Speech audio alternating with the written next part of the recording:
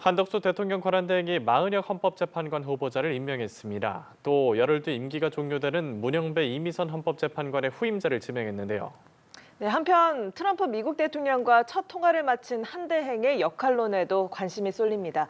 이와 관련한 내용 송영훈 전 국민의힘 대변인, 성치훈 더불어민주당 정책위 부의장 두 분과 이야기 나눠보겠습니다. 어서 오십시오. 네, 안녕하십니까. 한덕수 권한대행이 오늘 마은혁 헌법재판관을 임명을 했고요. 또 임기가 끝나는 두 재판관 후임자로 이완규 법제처장과 함상훈 서울고법 부장판사를 전격 지명을 했습니다.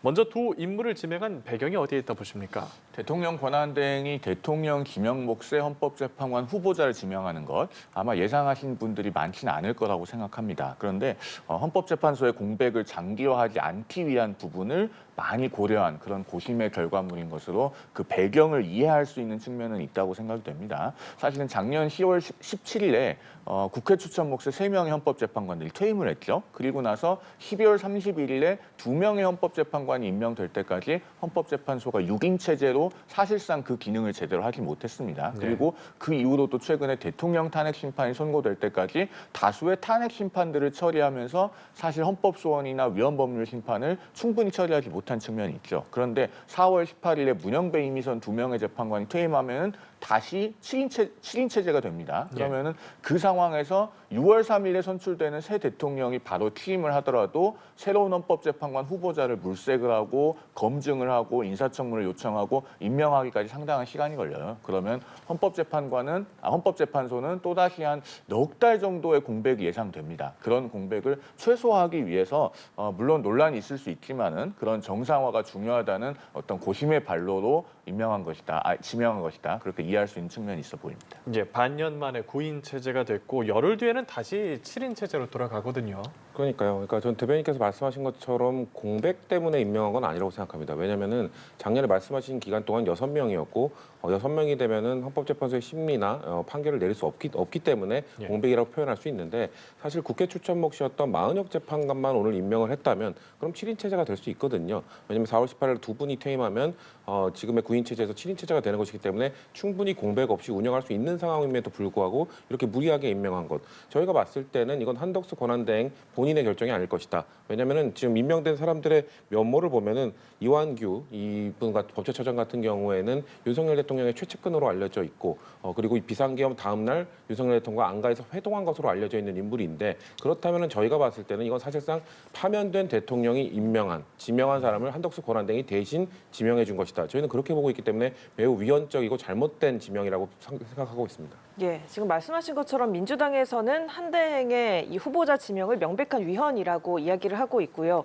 지금 강력하게 반발하면서 모든 법적 대응에 나서겠다 이런 입장인 거죠? 그렇죠. 헌법재판관 9명은 사실 대통령이 3인, 그리고 국회가 3인, 그리고 대법원장이 3인 이렇게 균형을 이루도록 구성을 해놓은 겁니다. 그렇기 때문에 마은혁 재판관 국회 추천 몫인 마은혁 재판관을 임명하는 데는 12월에 추천을 받아놓고 4월까지 이렇게 시간을 끌었으면서 대통령 추천 몫에 대해서 심지어 지금 대한민국 대통령이 지금 존재하나요? 대한민국 부재한 상황입니다. 대통령이 없는 상황에서 대통령의 권한을 행사한다? 이건 매우 위법적인 행동입니다. 지금 윤석열 대통령의 위법적인 행동 때문에 헌법을 수호할 의지가 없다는 것이 헌법재판소에 의해서 판결을 내려졌음에도 불구하고 또다시 행정부가 헌법소의 의지가 없다는 것을 이렇게 보여주면 안 되는 것이죠. 그래서 지금 다양한 법률적 검토들을 당에서는 하고 있는데요. 할 수 있는 모든 수단을 동원해서 이 임명을 막기 위해 그리고 번복하기 위해 노력할 것이다라는 말씀 드리겠습니다.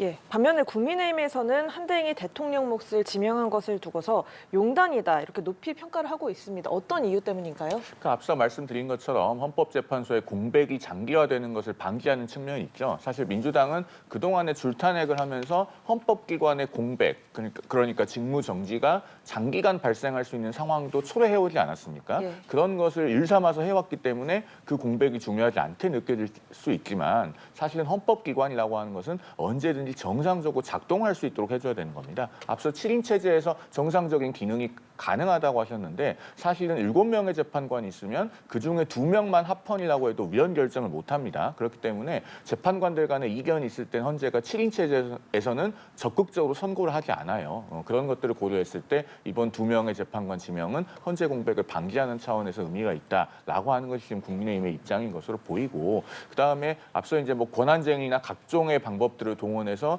이 위헌적인 임명을 막겠다고 말씀하셨는데, 대통령 권한대행의 권한이 헌법적으로나 법률적으로나 어떤 명시적인 한계가 설정되어 있지는 않습니다. 그렇기 때문에 더더군다나 국회의 선출 권한이 있는 것이 아니고 대통령 지명모가 아니겠습니까? 그러면은 국회 차원에서 권한쟁의 심판을 청구하더라도 그것은 헌재에서 각하될 가능성이 대단히 높아요. 그래서 이런 문제를 야당이 법적으로 풀려고 하는 것보다는 대화와 타협을 통해서 정치를 복원해가는 면모를 보이는 것이 훨씬 더 바람직하지 않을까 하는 생각이 듭니다. 예. 한편 대선 준비를 이제 각 당이 서두르고 있는데 국민의힘에서 한덕수 대행 차출론이 급부상하고 있습니다. 친윤계에서 설득에 나섰다 하는데 한 대행이 출마에는 본인은 이제 선을 그은 걸로 알려졌고, 이게 지금 뭐 헌법재판관 임명 관련해서 비판도 있는 상황에서 뭐 리스크가 되지는 않을지 어떤 이유에서 차출론이 급부상하고 있는 걸까요? 그 이유가 중요하진 않고요. 예. 한덕수 대행의 입장이 중요하다고 생각합니다. 한덕수 대행이 오늘 이 부분에 대해서는 명확하게 선을 그었다고 알려지고 있지 않습니까? 예. 위기의 국정을 안정적으로 이끄는 것이 마지막 소임이다. 이렇게 하면서 출마설을 일축했다고 지금 보도되고 있어요. 그렇다면은 그 이유가 중요한 것이 아니라 국민의힘 내부에서 이런 한덕수 대행 차출론이 나오는 것에 결과가 중요합니다. 어떤 결과를 초래할 수 있냐면 당내에 지금 주요한 대선 주자들이 있습니다. 뭐 네. 앞으로 복당을 할 예정인 김문수 고용노동부 장관이라든가 한동훈 전 국민의힘 대표라든가 또 홍준표 대구시장이라든가 오세훈 서울시장이라든가 이런 분들이 있는데, 마치 그분들로서는 대선 경쟁력이 없는 것처럼 당 일각에서 폄하하고 그 가치를 침식시키는 결과가 될 수 있는 겁니다. 이렇게 당이 패배주의에 빠져 있는 듯한 모습을 보이게 되면은 이것이 대선 가도 자체에 좋지가 않고, 더더군다나 한덕수 대행이 어떤 뚜렷한 권력 의지를 보이고 있지도 않은 상황에서 실현 가능하지도 않거든요. 저는 그래서 이런 한덕수 대행 차출론이야말로 어떻게 보면 국민의힘의 앞으로 조기 대선 가도를 어렵게 만드는 것이다. 일종의 해당 행위에 가깝다라는 말씀을 드리고 싶습니다. 예, 알겠습니다. 한 대행이 선을 그은 그 결과가 더 중요하다고 강조를 해주셨는데, 그럼에도 민주당 내부에서는 이제 국민의힘이 조기 대선을 바라보는 차출론이 나온 그 이유에 대한 나름의 분석도 있었을 것 같거든요. 그렇죠. 저는 친윤계에서 사실상 친윤계 후보로는 선거를 이기기 어렵다고 자백한 거나 다름없다고 생각합니다. 지금 친윤계 후보라고 할 수 있는 사람은 김문수 저 장관밖에 없잖아요. 근데 뭐 홍준표 시장 같은 경우는 탄핵을 계속해서 줄곧 반대해 왔지만 대통령에 대해서 계속해서 비판적인 입장을 표출해 왔었고, 네. 한동훈 전 대표 같은 경우는 또 대통령과 갈등이 있었고, 그렇기 때문에 친윤계 후보인 김문수 전 장관으로서는 확장성이 부족하다. 그럼 선거에서 이기기가 어렵다. 그럼 대안 카드를 찾아야 되니까 한덕수 권한대행까지 찾게 되는 것이고, 선거에서 사실 이기기 어렵다고 판단한 것은 저는 한덕수 권한대행이 이번에 지명한 거에 대해서 환영한다고 말한 것 자체도, 그렇다면은 원래 정상적인 국민의힘 정당이라면은 우리가 선거에서 이기고 보수 대통령을 다시 창출해서 그 보수 대통령이 2명을 임명하겠다라고 입장을 표명하는 게 맞거든요. 그럼에도 불구하고 이렇게 소위 알박기식의 임명을 환영한다고 하는 거는 지금 친윤계 측에서는 선거를 이길 자신이 없는 걸로 보인다. 저희는 그렇게 보고 있습니다. 예, 지금 한덕수 대행이 대선에 디귿도 꺼내지 말라라고 이야기를 했기 때문에 일단 또 국정을 안정적으로 이끄는 게 마지막 소임이다라고 밝힌 상황이고요. 자, 그래서 오늘 또 굉장히 늦은 시간인데 트럼프 2기 출범 후에 첫 한미 정상 통화가 있었거든요. 새 정부 출범 전까지 한덕수 총리가 어떤 역할을 할 것인가에 대한 관심도 좀 모아지고 있어요. 어떨 거라고 보세요? 뭐 아주 구체적인 정상 간의 대화에 나설 수는 없어도 28분이나 통화를 했으면 그 자체로 의미가 있지 않겠습니까? 어쨌든 대한민국의 지금 대통령 권한대행이라고 하는 체제를 미국이 인정하면서 전화 통화로라도 대화를 해서 힘을 실어줬다라는 점에서 외교적으로 의미가 있겠고요. 그리고 지금 한덕수 대행이 대선 일정 공고, 또 헌법재판관 후보자 지명, 트럼프 대통령과의 통화에 이르기까지 국가원수의 지위를 대행하면서 굉장히 중요한 역할들을 실질적으로 하고 있습니다. 그러면은 이 상황에서 한덕수 대행이 국정의 키를 내려놓고 대선에 출마하는 것은 가능하지 않죠. 남은 56일 동안 최대한 안정적으로 국정을 관리해서 본인의 말씀대로 그 마지막 소임을 다해야 된다. 그런 네. 말씀을 다시 한번 드리겠고요. 그렇게 함으로써 국정이 안정적으로 돌아가는 모습을 보일 때 국민의힘도 후보를 잘 선출하고 그 후보를 중심으로 똘똘 뭉치면은 다시 한번 국민들께 그래도 선택을 부탁드려 볼 수 있는 상황이 될 수 있을 것이다. 이런 말씀을 덧붙여서 드리겠습니다. 네, 우리나라는 지금 정부 사령탑이 부재한 상황 속에서 트럼프의 관세 정책으로 지금 전 세계가 굉장히 비상이 걸려 있잖아요. 한대행이 이 공백기에 어떤 역할을 할 수 있을까요? 저희는 국무총리의 역할은 어느 정도 하셔야 된다고 생각합니다. 할 수 있는 만큼 말씀하신 것처럼 지금 대통령이 부재한 상황이기 때문에 네. 그럼에도 불구하고 저희는 권한대행의 역할은 최소한 아주 소극적인 역할만 해야 된다는 말씀을 드리고 있는 건데 아까 헌법재판관 임명 역시 그건 적극적 역할이거든요. 그런 것들은 해서 안 된다. 말씀하신 것처럼 트럼프 정부 들어선 이후에 외교, 관세 이런 문제들이 너무 복잡하게 돌아가고 있기 때문에 국무총리로서 최소한 그런 역할들은 해주시되 권한대행으로서 자꾸 선을 넘는 역할을 하게 될 경우에는 민주당에서도 이 한덕수 권한대행에 필요한다는 건 알고 있습니다만 지켜볼 수는 없다는 말씀을 드릴 수밖에 없는 상황이 점점 오고 있다고 말씀드릴 수 있겠습니다. 예, 알겠습니다. 한대행 관련 이슈들 다뤄봤고요. 이제 조기 대선 얘기를 해보도록 하겠습니다. 대선까지 남은 시간이 상당히 짧습니다. 2달 채 안 남았는데 구체적으로 출마하는 후보들의 면면은 잠시 후에 얘기해 보는 걸로 하고 가장 핵심 변수가 어떤 거라 보십니까? 결국 가장 중요한 변수는 국민의힘 후보가 누가 되느냐입니다. 사실 민주당 쪽은 이재명 대표가 후보로 선출될 가능성이 매우 확실시되고 있지 않습니까? 물론 네. 다른 주자들도 계시긴 합니다만 반면에 역동성이 많은 것은 국민의힘 쪽입니다. 지금 100가쟁명이라고 불릴 정도로 10명이 넘는 주자들이 도전할 것이다라는 예상이 나오고 있고 그러면 그런 가운데서 어떤 후보가 선출되느냐가 굉장히 중요할 겁니다. 이번 대선은 조기 대선으로서 굉장히 기간이 짧기 때문에 후보의 정체성, 그러니까 그 후보가 중요한 국면마다 어떤 선택을 해왔고 어떤 행적을 보여왔느냐는 그 누적된 정체성을 가지고 인물 대 인물로 경쟁할 가능성이 굉장히 높은 선거예요. 그런데 이 조기 대선 자체가 계엄과 계엄으로 인한 탄핵으로 인해서 초래된 것 아닙니까? 그러면 민주당으로서는 보나마나 국민의힘에 대해서 계엄 동조당이라고 하는 프레임을 씌우면서 그 후보에 대해서는 계엄 동조당 후보라고 공격을 많이 집중할 겁니다. 그 상황에서 이런 프레임으로부터 자유로운 후보가 국민의힘 후보가 될 때, 즉 예를 들면요, 이재명 대표가 민주당 후보가 돼서 TV 토론에서 아니 계엄 동조당 후보 아니시냐, 어떻게 나오셨냐라고 공격을 하면은 아니 저도 앞장서서 그 계엄 달려가서 같이 막았지 않습니까? 그리고 그러는 이 대표는 그 계엄의 밤에 국회 풀숲에 숨어 있지 않았습니까? 이렇게 받아칠 수 있는 후보가 되면은 프레임으로부터 자유로워지는 겁니다. 그러면은 그 순간부터 국민의힘 후보와 민주당 후보는 대등하게 경쟁할 수 있는 그런 상황이 만들어지는 것이거든요. 이렇게 되느냐 아니냐가 저는 이번 대선에서 가장 중요한 변수라고 보고 있습니다. 예, 누적된 정체성의 경쟁 그리고 프레임 싸움 얘기해 주셨고 생각하실 때 가장 큰 조기 대선 변수 뭐라고 보십니까? 저도 민주당에는 그렇게 큰 변수가 없다는 건 동의를 합니다. 저희가 봤을 때는 국민의힘이 과연 탄핵의 강을 건널 수 있을 것인가, 저는 그게 변수라고 보거든요. 왜냐하면 이번 그 대선 자체가 윤석열 대통령의 12.3 위헌 위법적인 비상계엄으로 인해서 파면을 당했기 때문에 치러지는 선거이기 때문에 그 탄핵을 어떻게 바라볼 것인가, 어떻게 해석할 것인가. 국민의힘이 계속해서 비상계엄 정당했다, 민주당 때문에 어쩔 수 없었던 것이었다, 탄핵은 반대했던 게 맞다, 잘못된 것이다라는 주장을 일관되게 유지할 경우 저는 국민들께서 국민의힘은 이번에 후보를 낼 자격이 없다고 판단을 내려주실 거라고 보거든요. 그렇기 때문에 과연 이 경선 과정에서 국민의힘이 탄핵의 강을 건널 수 있을 것인가, 저는 그 부분이 이번 대선의 변수가 될 거라고 보고요. 근데 아까 대변인께서 아까 말씀해주신 이재명 후보가 계엄의 날 밤에 풀숲에 숨었다는 부분에 대해서는 그거는 지금 이재명 대표도 체포될 위기에 있었기 때문에, 그리고 이재명 대표는 현역 국회의원이지 않습니까? 만약에 이재명 대표가 잡히게 된다면 비상 계엄 해제 투표에 인원이 한 명 줄어들게 되는 겁니다. 그렇기 때문에 최대한 잡히지 않기 위해 몸을 신변을 위해서 좀 숨어 있을 수밖에 없었던 상황이 한동훈 전 대표는 달랐다라는 말씀을 드리고 싶습니다. 예, 보수 후보가 누가 되느냐가 중요하다라고 말씀을 해주셨는데, 자, 보수 잠룡들의 움직임을 좀 면면히 짚어보도록 하겠습니다. 자, 먼저 안철수 의원 오늘 대권 도전 선언을 했고요. 김문수 장관은 오늘 장관직을 사퇴했기 때문에 내일 대선 출마를 선언할 예정입니다. 자, 그리고 또 한동훈 전 대표, 홍준표 대구시장 이렇게 계속 또 많은 잠룡들이 좀 움직임을 보일 예정인데, 자, 출마 선언이 당 내외에서 10명이 넘을 걸로 예상이 되고 있잖아요. 경선이 굉장히 치열할 텐데 어떻게 예상하세요? 결국 집중이 되는 것은 제가 앞서도 말씀드렸지만 네 분이죠. 김문수 전 장관이 내일 선언을 할 예정이고, 한동훈 전 국민의힘 대표는 이제 모레 국회에서 출마 선언을 합니다. 그리고 그 다음 날 홍준표 대구시장이 시장직을 사퇴한다고 하죠.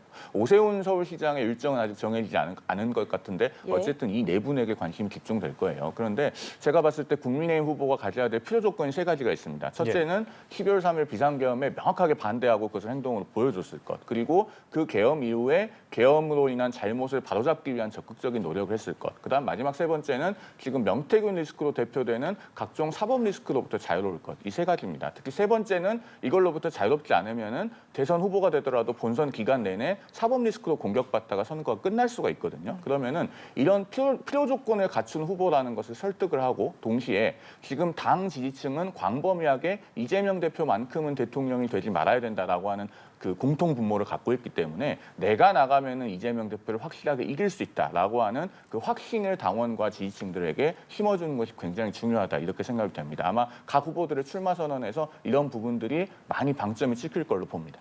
예, 민주당 입장에서는 어떻게 보고 계신지 궁금한데요. 저희는 어필하지 말아야 될 거를 지적드리고 싶은데 지금 오늘 안철수 의원도 출마 선언문 보니까 이재명 대표의 이름이 많이 나옵니다. 그러니까 지금 보수 후보들이 계속해서 이재명을 이길 사람이다, 이재명을 맞서야 된다, 이재명 정부를 막아야 된다 이런 얘기들을 하고 있거든요. 작년 총선도 떠올려 보면 그 당시에도 국민의힘은 이조 심판론, 이재명 대표와 조국 대표를 심판해야 된다는 그 안티테제를 들고 나왔다가 대패하지 않았습니까? 저는 보수 진영에서 국민의힘 이번에 대통령 후보라면은 지금 그 헌정사상 이 보수 진영이 총선에서 3번 연속 패배한 게 처음이고 그리고 2번 연속 배출한 대통령이 파면당했습니다. 그렇다면은 새롭게 어떻게 보수의 가치를 다시 세우고 어떻게 보수의 비전을 다시 세울 건지에 대한 그런 것들을 새로운 모습들을 좀 보여줘야 되는데 계속해서 그냥 그 민주당 타 후보에 대한 안티테제로만 이렇게 선거를 치르게 된다면 저는 중도 보수의 마음을 살 수 없다고 생각합니다. 그렇기 때문에 저는 보수 후보들이라면 새로운 보수의 비전을 제시해 주시라 이런 말씀을 드리고 싶습니다. 이 부분은 제가 짧게만 좀 말씀드리고 가도 될까요? 그러니까 아마 국민의힘의 후보라면요. 경선과 본선에서의 전략이 다를 겁니다. 말씀하신 것처럼 본선에서는 이재명 대표로는 안 된다라는 것만 돌림 노래처럼 반복해서는 안 되겠죠. 본인의 가치와 비전, 미래 구상을 이야기해야 됩니다. 그러나 경선 기간은 굉장히 짧고 국민의힘 당원과 지지층은 적어도 이재명 대표가 대통령이 되어서는 가장 위험한 사람에 해당한다 이런 공통분모 가지고 있거든요. 그러면은 경선에서는 거기에 맞게 전략을 취하는 겁니다. 그리고 나서 본선 후보가 되면 그때 가서는 여러 가지 미래 비전들을 적극적으로 이야기하게 될 것이다. 저는 그렇게 예상합니다. 예, 보수 후보에 대한 조언 부의장님께서 주셨는데 그러면 이준석 의원에 대해서는 좀 어떤 의견이 있으실까요? 일단 이준석 의원은 제3지대긴 하지만 확실하게 보수 진영 후보잖아요. 그런데 만약에 보수 국민의힘과 단일화를 할 수 있는 상황이 되려면 아까 말씀드린 탄핵의 강을 건너야 됩니다. 이준석 의원은 줄곧 탄핵에 대한 반성을 하지 않으면 단일화는 없다라고 선을 그었기 때문에 국민의힘에서 만약에 탄핵을 부정하는 탄핵을 잘못됐다고 이야기하는 사람이 후보가 된다면 단일화를 할 가능성이 없죠. 그리고 탄핵을 건넌다 하더라도 그 다음에 또 다른 허들이 뭐냐면 이준석 의원의 지지율과 국민의힘 후보의 지지율을 합쳐서 이재명 대표나 민주당의 후보를 이길 수 있는 지지율이 나와야겠죠. 만약에 격차가 너무 커서 뭔가 단일화를 한다 하더라도 시너지 효과나 아니면은 민주당 후보를 이기기 어려운 상황이 된다면은 이준석 의원과 굳이 단일화를 할 필요성을 국민에서 못 느낄 거라고 생각하거든요. 그렇기 때문에 그 두 가지 부분을 극복해내야 이준석 의원과 국민의힘 후보가 단일화를 할 수 있지 않을까? 저는 그렇게 보고 있습니다. 예, 오늘 예비 후보 등록했는데 벌써 단일화 논의 관련 얘기 나오더라고요. 그러니까요. 이준석 의원이 개혁신당에서 공식적으로 후보 선출이 됐을 때 제가 이 방송에 나와서 논평을 한 적이 있습니다. 헌법재판소의 결정이 있기도 전에 지나치게 성급하게 후보를 공식적으로 선출했기 때문에 주목을 많이 받지 못하고 있다. 그리고 선거 비용과 같은 현실적인 문제 때문에 완주를 할 수 있을지에는 의문이 든다라는 말씀을 드렸었는데 그래도 오늘은 이제 공식적으로 예비 후보 등록을 했으니까 제가 좀 덕담 위주로 말씀을 드리겠습니다. 어쨌든 이준석 후보도 본인의 지향하는 정치가 있고 정책이 있기 때문에 과정에 있어서 또 좋은 선거 과정을 보여주시기를 바라고 어쨌든 무운을 빕니다. 그리고 과거에 이제 이준석 후보가 국민의힘 대표 시절에 당시에 지금 개혁신당과 똑같은 의석수인 3석을 가진 국민의힘 안철수 후보를 굉장히 핍박하는 발언들을 많이 했거든요. 그러나 이준석 후보가 과거에 그렇게 했다고 해서 뭐 국민의힘에서 똑같이 돌려드릴 생각은 아닙니다. 어쨌든 좋은 선거 과정을 보여주시기를 기대하겠습니다. 예, 자 이번에는 민주당 경선도 좀 예측을 해보죠. 자 이재명 대표는 일단 내일 당대표 사퇴를 하고 모레 출마를 선언할 전망으로 보이고요. 좀 비명계에서는 김동연 지사가 내일 인천공항에서 대선 출마 선언을 할 예정입니다. 자 그리고 이 외에도 김경수 전 지사, 김부겸 전 총리도 막판 고심을 하고 있는 것으로 알려지고 있는데요. 자 이런 상황 속에서 김동연 지사, 김경수 전 지사 비공개 회동을 했잖아요. 그렇죠. 어떤 의미라고 보세요? 어떤 회동, 어떤 내용을 대화를 나눴다는 건 밝혀지지 않았습니다만 네. 아무래도 비명계 후보들끼리 지금 이재명 대표에게 그리고 당에게 요구할 경선 룰이라든지 공통적으로 지금 경선 룰 갖고 아직 확정이 되지 않았거든요. 예. 아마 후보자들이 나오고 후보자들 등록된 이후에 후보자들 대리인들이 다 합의할 수 있는 동의할 수 있는 선거제도로 최종 확정이 되게 될 텐데 그것과 관련돼서 아무래도 지금 1위를 달리고 있는 이재명 후보나 나머지 후보들 간의 격차가 좀 큰 상황이거든요. 그래서 예. 지금 김동연 지사나 지금 김경수 전 지사는 좀 그 경선 룰을 국민들이 더 많이 참여할 수 있는 쪽으로 가자라는 주장을 하고 있기 때문에 그것과 관련된 이야기, 의견을 좀 모으는 과정이 아니었을까라는 생각을 하고 혹시나 있었을 단일화와 관련된 논의도 있을 수도 있다고 생각합니다. 근데 단일화 논의도 사실 두 분의 지지를 합치더라도 이재명 대표를 이길 수 없는 상황이라면 굳이 실익이 없기 때문에 두 분 다 단일화나 이쪽보다는 저는 제가 봤을 때는 경선 룰과 관련된 이야기를 좀 나누지 않았을까 예측을 해봅니다. 네, 그러니까 이 경선 룰을 둘러싸고 좀 신경전이 벌어지지 않을까라는 예측도 해볼 수 있을 텐데 어떻게 예상하세요? 저는 민주당 내부에서요, 이 경선 룰을 가지고 신경전이 벌어지는 것을 이해하기가 매우 어렵습니다. 왜냐하면 이재명 대표가 가지고 있는 현실적인 힘의 크기가 압도적으로 크잖아요. 예. 작년에 당대표를 연임할 때 이재명 대표의 득표율이 85%였습니다. 그렇다면 이재명 대표는 경선 룰을 어떻게 해도 이미 굉장히 유리한 고지를 점하고 있습니다. 즉 강자로서의 상당한 아량을 보여줄 수 있는 그런 상황에 있는 것이거든요. 그러면은 이재명 대표가 그런 강자의 위치에 맞게 충분한 양보를 한다면 당내에서 갈등이 벌어질 이유가 없어요. 그런데 갈등이 있다는 것은 결국에는 양보가 부족하거나 없다는 얘기 아니겠습니까? 그런 부분들을 지금 국민들께서 하나하나 다 지켜보고 계시고 역시 이재명 대표에 대한 평가에 누적되고 있다, 그렇게 생각하기 때문에 이재명 대표로서는 이런 부분에 대해서 충분히 숙고하는 것이 필요할 것이다라는 말씀을 드립니다. 예, 알겠습니다. 오늘 본격 조기 대선 레이스에 뛰어든 잠룡들까지 함께 살펴봤습니다. 성치훈 더불어민주당 정책위 부의장, 송영훈 전 국민의힘 대변인 두 분과 함께했습니다. 오늘 출연 고맙습니다. 고맙습니다.